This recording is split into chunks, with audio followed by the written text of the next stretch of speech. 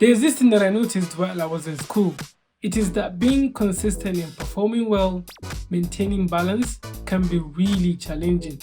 For a moment, you're doing very good, and then things choke up for you. You're finding it difficult to get the ground running. It happens. So I'll be giving some life hacks to help you if you find yourself in that situation. The first one is, I've mentioned it before, is that you should develop study techniques. I cannot stress this enough. I think I've mentioned it in some videos, so I'll pop it up there.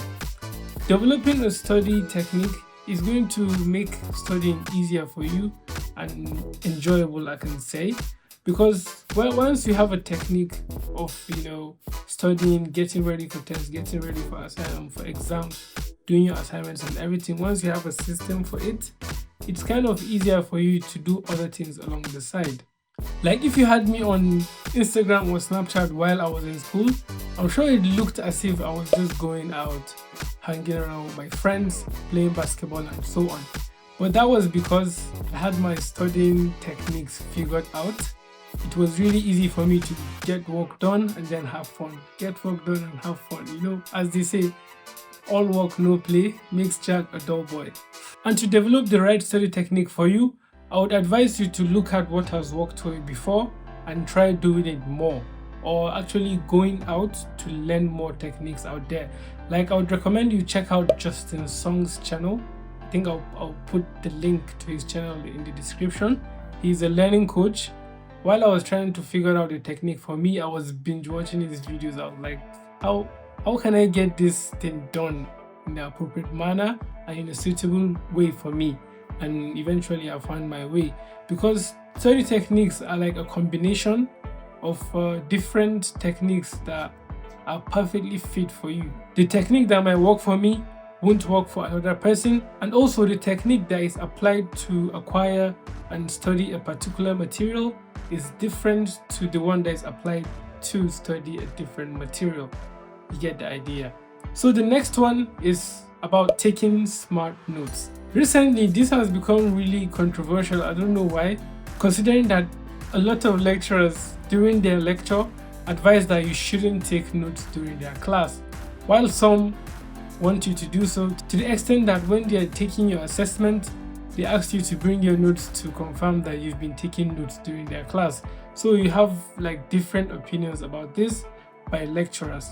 So in this case, I advise that you approach it in this manner. While the lecturer is giving a lecture, you actually don't have to be writing a lot, because while you're writing, you're missing a lot of the things that he is saying. So the best way is, at the end of the lecture, you get the study material. One, you can get a textbook, that's a plus. Then you can also watch videos online like on YouTube. When you join these three sources, they can help you in creating a perfect note for you that you can even share with your friends, and that would help you on the long run. Like, this is a life hack, man. If you're really getting value from this video, make sure you subscribe. It really helps build the channel.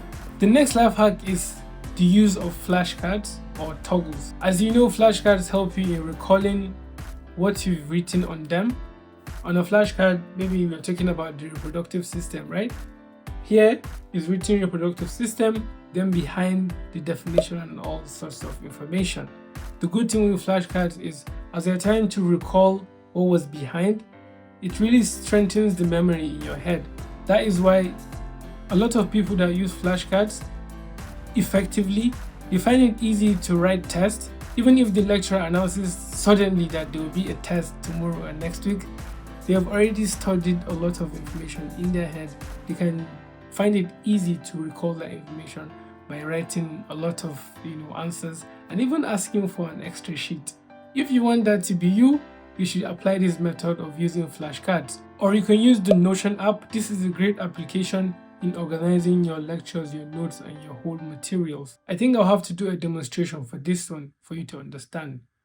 So welcome to my Notion page. Here, as you can see, I have chemical engineering 4th year.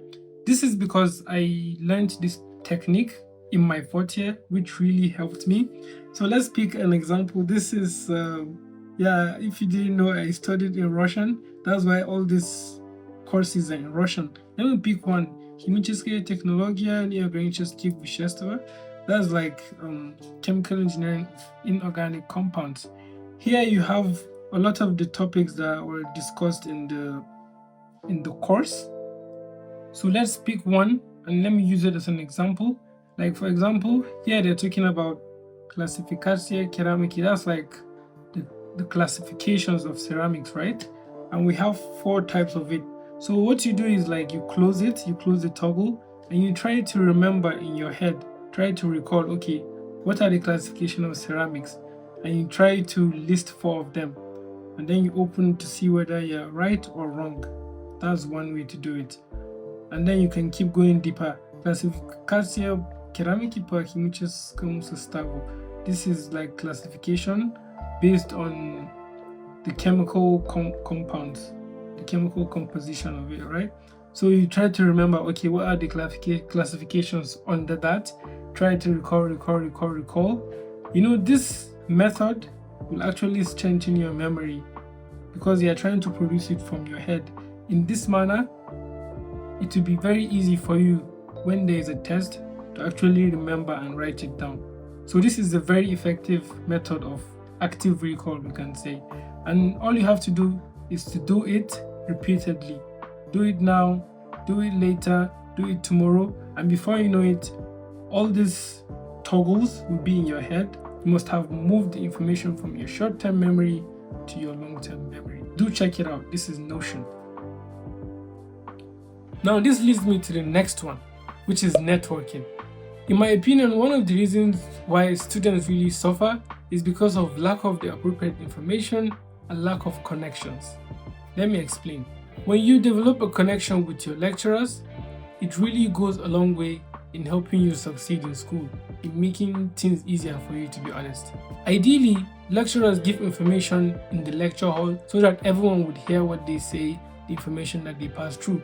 But a lot of times we forget, or we didn't even hear the information. So by meeting them personally, they might even remind you, I hope you're ready for the test tomorrow. I hope we have lab tomorrow. Make sure you come with this, make sure you come with that. And in that, exchange, you can even ask them further, okay, what is going to come out for the test?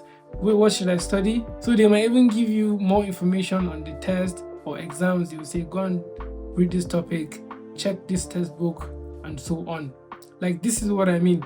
By networking with them, by going to greet them, by asking them questions after the lecture, you kind of get more information, more value from them, rather than just going for lectures and leaving, come for lectures, leave without talking to them or anything. That is not advisable. Make sure you have a connection with them. And then that's on the lecturer side of things. The next connection you need to make is with the students. Make sure you find a group that you are always working together with. Like, you might be absent for today's class, but some of your group members were in the class, so they would inform you that while you were absent, an assignment was given, blah blah blah, and so on. You get the idea. It's in that group that you share assignments, share problems, and you solve them together. This can help a long way if you're having challenges in school. So make sure you make connections with your lecturers and also find a group within your classmates so that you can work together. The next one is review materials, review the lectures before the class. Like, this is very important in making you ready for the lecture, in making the lecturer know that you're actually that serious student. And you might even get bonus points for reviewing the lecture before the class, because a lot of times when you're in a lecture, it's interactive. Sometimes the lecturer will ask a question from the previous lecture, and if you answer, the lecturer might put a mark next to your name that this is the guy. He might give you bonus points for that. He might even waive a test for you. Let's say you're having a test, you'll be like minus so persons because they have already achieved the particular mark. Now you get the idea. When you review materials, the previous lectures before the next lecture, it helps you in answering questions in the class. It also helps you in understanding the new lecture, because a lot of times they are connected. So this is a very good life hack to add to your mix. The last one is create a cheat sheet. This is also very effective, especially towards the end of the semester or the term. This is where you find a sheet of paper and you write everything that you covered throughout the semester on that paper.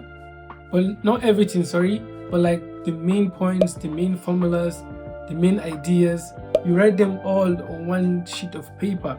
This can come in handy when you're brushing through your notes close to the exam. Once you have a cheat sheet, it can really help you remember quickly. It can help you memorize some of the information that you need in the exam hall.